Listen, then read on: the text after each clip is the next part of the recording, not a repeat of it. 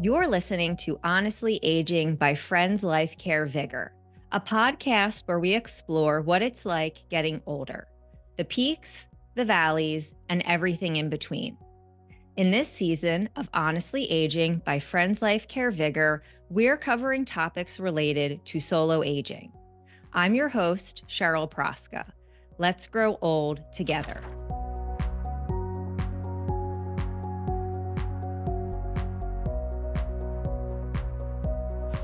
On today's episode, I'm joined by my colleague, Jay Hilliard, Friends Life Care Plan Counselor.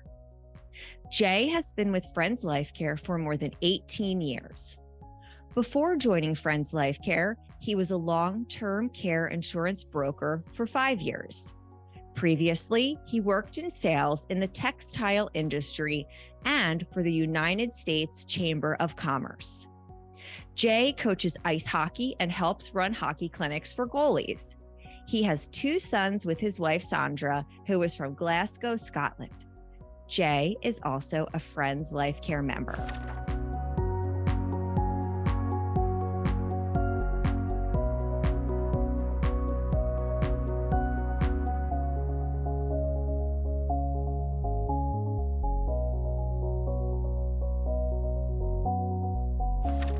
Jay, welcome and thank you for being here. How are you today?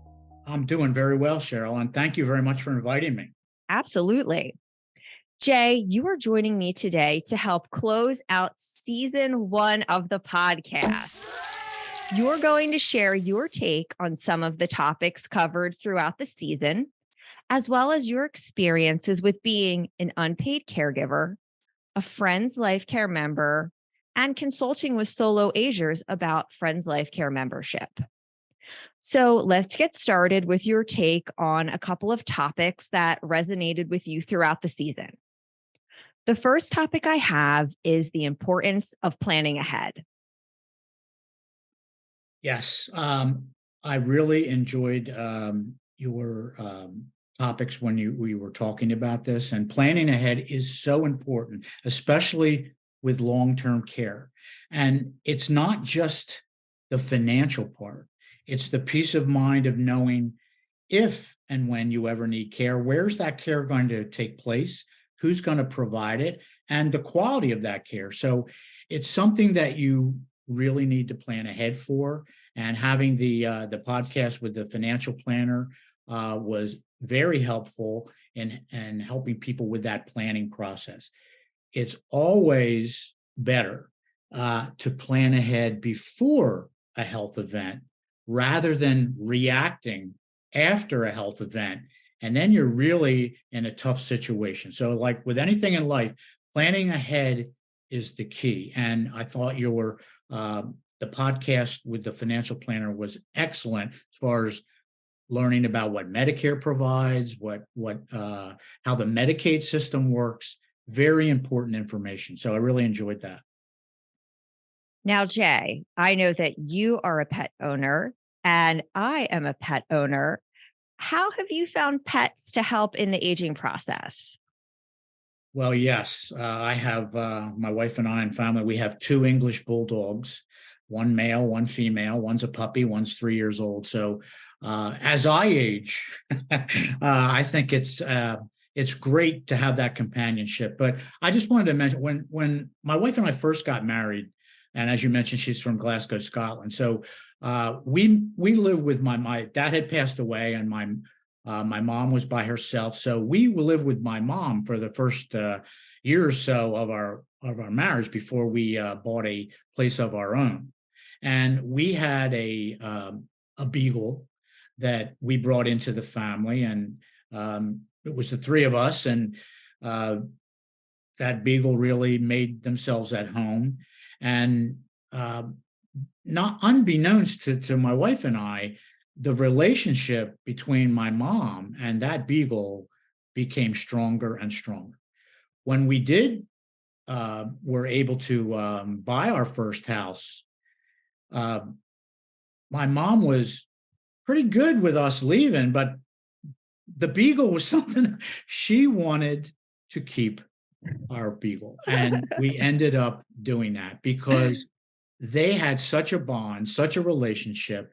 And once we moved out, it was a joy to watch those two interact. She had someone to talk to, she had someone to cook with. She just had that companionship. So I related so much to the podcast you did on having pets to help people with the aging process because I saw it firsthand with my mom. So that was another one I really enjoyed. How tough was it to let the beagle, in a sense, go and be with your mom instead of with you? Very tough. I'm sure. Obviously, my wife and I didn't have children yet. Um, he was sort of our child. We when it started out, we were more in the sharing mode. In other words, we would actually pick him up on the weekends and have him for the weekend, and my mom would have him during the week. And so we shared for a while. Then we did get a puppy of our own, and my mom kept the original beagle. So um, it wasn't a clean break, and there was some emotion involved. So it was a sharing experience. But my mom just I knew that I think she was fine with me leaving. It was the beagle that she was worried about. So that was I could just see those two were like peas in a pod, and my whole family noticed it. I mean, when we were getting ready to move, I don't know how many people asked us, where's the beagle going? And they knew that my mom was would be devastated to just have that end. So we worked it out. There was some sharing involved until we were able to get our own puppy. How special that you were able to do that for your mom. I'm sure it meant a lot. It did. It really did. And those two aged well together. They were. It was really fun to watch. So, throughout season one of the podcast, we have had a few episodes where we've talked with individuals who are really pursuing some of their retirement dreams. We have people revisiting past passions, doing volunteer work, taking big trips. So, I'd love to hear about your retirement dreams. Yes. The older I get, the closer, hopefully, we are to this. Um, we have one son who's married and no children yet, but I know my wife is anxiously awaiting grandchildren. If we would be blessed with that, so that would definitely be in the retirement plans. I think my wife would want to be with them as much as she could. Um, but there's other things too. Uh, Over the years, my wife being from Scotland, many of our vacations, big vacations that we could afford, her whole family is in Scotland. So we made numerous trips back to Scotland with our children as they grew up. Our second son came along, and they've both been over numerous times. We would like to travel, but see other things because we've done a lot in the British Isles, which is beautiful and wonderful. And I'd go tomorrow if I could. But there are other parts of even the US that we would like to see. So that is part of it. And you mentioned the hockey part. Yes, I've been, both my boys played ice hockey. They both were goaltenders. I got involved years ago with helping coach goalies, and we have a pretty extensive clinic set up where we help a lot of from age 5 all the way up to college level goaltenders that come to our clinics. And that would definitely be part of my interaction and being able to stay busy and physically, mentally. I think that would, for myself, I would always want to be, as long as I'm physically able, to be involved in something like that because I enjoy working with the kids and think I have something to offer there. And the big thing about it, it's fun, and we make it fun for the goalies. So that would definitely be part of my retirement.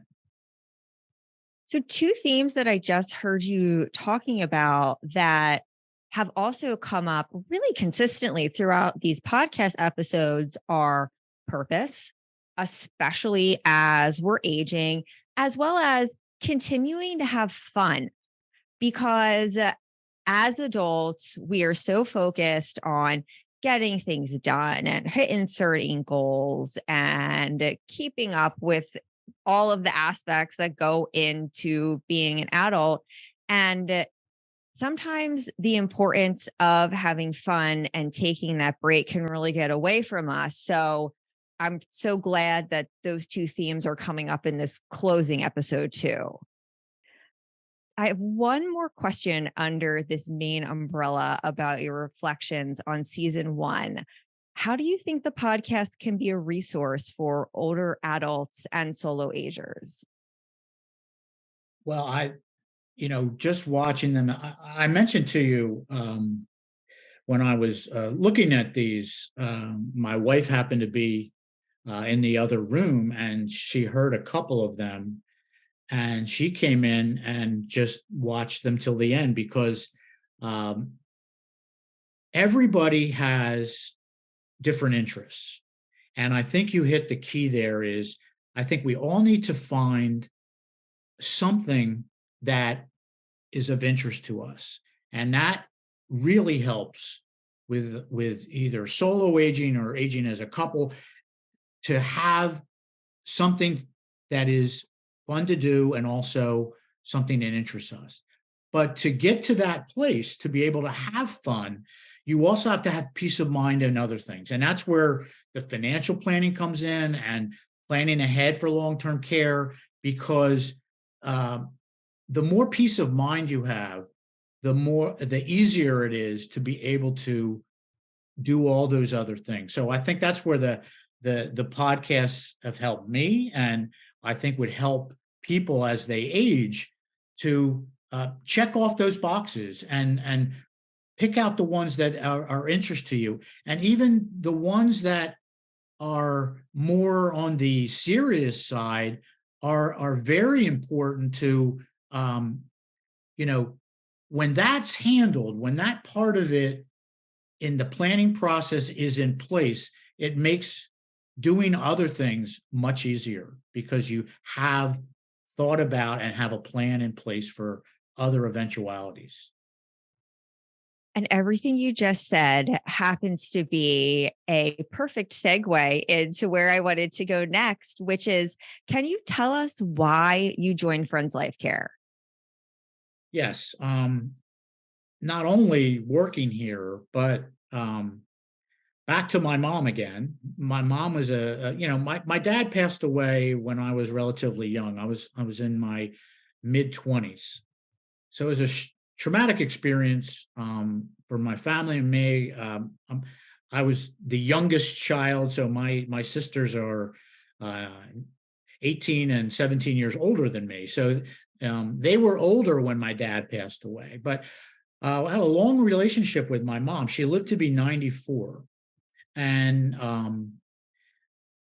we were very involved. We're a very close knit family, spending most Sundays at my mom's house after church and things like that. So uh, we wanted to, as a family, take care of my mom as she aged. And she was independent by herself up to 91. But from 91 to 94, she really needed some help. And we wanted to keep her at home, um, not knowing at that time of Friends Life Care, my sisters and myself and our spouses, we all came together and we did take care of my mom for 3 years. We kept her at home. Someone in the family was with her 24 hours a day, 7 days a week for those 3 years. But I'll tell you, it was challenging, even with all of us working together. And, you know, bringing in that family dynamic. Not everyone in the family was as on board as some other people. My sisters and I were, but the spouses weren't all there. Luckily my wife was. One spouse of my one sister was 100% in, but the other one had different interests and different plans for their family. And being with my mom and taking that time away uh, was not something they wanted to do. So there was some tension there, and we worked through it, but it was difficult. But we did take care of my mom. We kept her at home until she passed away, and we worked as a family to do that.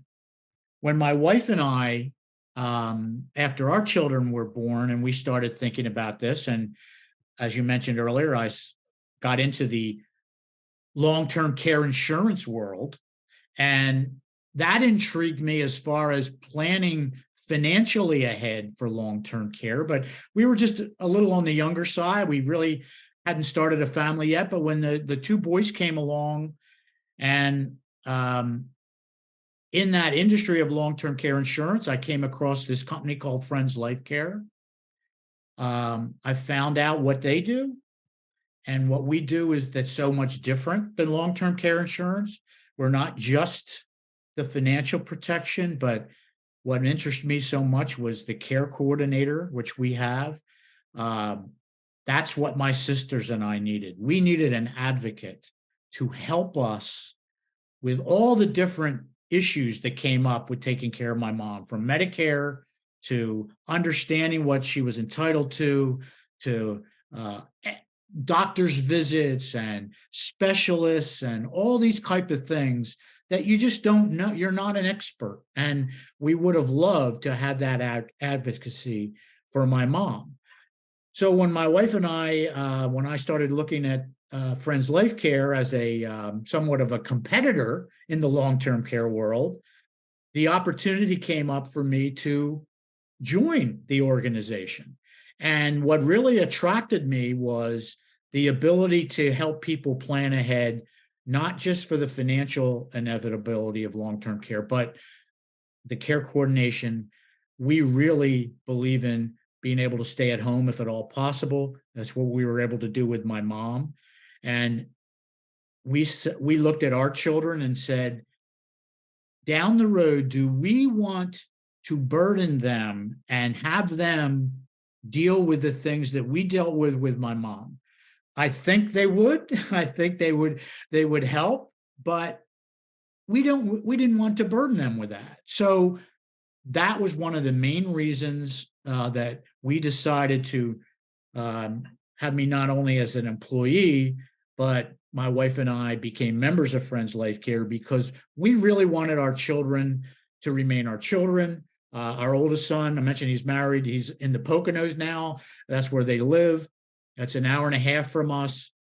It'd be very difficult for them to be with us on a daily basis, and we wouldn't want them to be. So having this Friends Life Care plan in place allows our children to remain our children, and we don't want them to necessarily be our caregivers. So that was one of the main reasons we decided to make that investment, plan for the future, and quite frankly, getting in at the ages that we did, because it is based on your age and your health as far as membership with Friends Life Care. So the sooner you do it, the better, because you're healthier and you're younger, so it costs less. And that pertains to any age. 73 is better than 74. But it's really that planning ahead and being able to set up a plan that's financially viable so you can afford to do it. And it's one less thing that we have to worry about going forward. And speaking from my own personal experience, even though I am more than willing to help my family through a health event, I do not know the system. And I work full time. I'm a parent. I do not have the ability to help in a way that the people in my family would really need. So having someone who does know that healthcare system, as you said, and it's their job, they do have the time, they do have the capacity, is very imperative.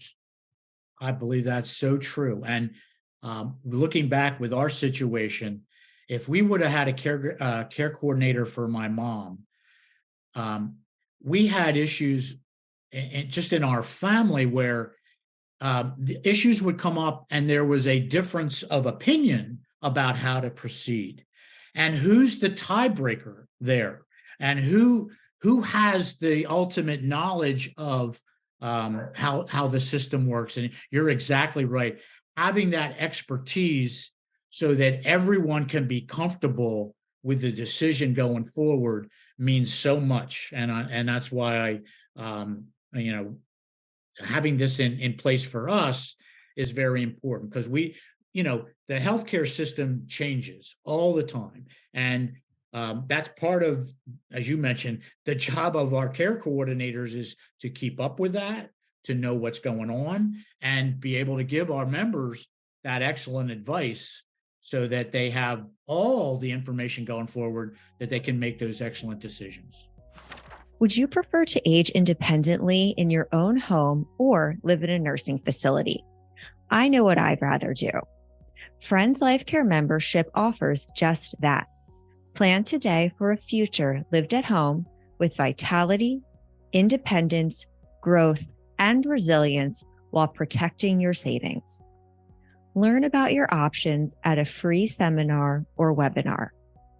Register at friendslifecare.org/register or call 215-628-8964. Jay, what has been your experience consulting with solo agers about Friends Life Care membership? Well, I'll tell you, it is what I've learned over the course of my 18 plus years of Friends Life Care is listening is so important. To each individual person has a different story. As we talked about my story here today, everyone has a different story, and they come at Friends Life Care with a different perspective. And one of the great things about the Friends Life Care plan is we are not just one thing. We are not just the financial. We are the care coordination. We are the care plan. We have access to how to plan ahead for things. So people come to us for different reasons. We have that we're a Quaker not-for-profit organization, which is a huge comfort to people that are, some people just, they don't trust or like insurance companies. And they enjoy the fact that we're a small Quaker organization, that this is what we do. And that, I believe, helps me when I talk to people about this, quite frankly, uncomfortable subject. It's not something that many people want to plan for. I have experience where you'll have a couple and it's usually one of them is driving the conversation. And many times the second one is not as engaged or doesn't even want to hear about this. This is like, an uncomfortable subject. So it's being able to listen to hear that dynamic over my experience of dealing with those kind of issues, we can get to the place where people are comfortable going forward. And fortunately, the reputation of our organization sort of precedes it. So that trust factor is big in dealing with people as they plan ahead for this long-term care world. Jay, what are your final thoughts on honestly aging? Well, I'll tell you, the old joke is, it's better than the alternative, right? Yes. I want to enjoy and be there for my family as long as I can. And I want to do it in a healthy manner. And I want to be able to financially be self-sufficient and help when I can with family members, but also not burden anyone with that. So um, that's really where all of the things that you've talked about so far with all the different podcasts, there's something there for everyone. And even things that you don't think you might have an interest in, listen to that podcast because it does help uh, um, with thinking about travel. And the more interests you have, I believe, expands your healthy aging. And that's really what I think these podcasts have helped with. And making people not look at this as, this dreaded inevitable, but it is, this next chapter, how can we make the most of it? And we've all, have to work, and it's takes up so much time that that I believe that time element is what I'm looking forward to, and I don't want to waste it. I want to be able to um, enjoy the time, but also have some productivity in the time, but also just enjoy it. Enjoy looking at my family and watching them grow. That's really what I'm looking forward to, and I think the podcasts help people, as we said throughout. The better your plan is, the more you'll be able to enjoy your aging process. Jay, thank you for sharing this time with me, your thoughts on the first season of Honestly Aging by VigR Health, and your life experiences. It's been a pleasure. I really enjoyed it. And thanks, Cheryl. I think you're doing a great job on these podcasts, and keep it up, and look forward to ones in the future. Thank you for listening to Honestly Aging by Friends Life Care VigR, a unique program focused on aging with vitality, independence, growth, and resilience. You can find links and show notes from this episode on our website at friendslifecare.org/podcast. Thank you to Jay Hilliard for joining us today. You can learn more about Jay by visiting our website, friendslifecare.org. If you like our show, please rate, review, subscribe, and join us next time. To learn more about aging with vitality, independence, growth, and resilience, subscribe to our blog at friendslifecare.org/blog.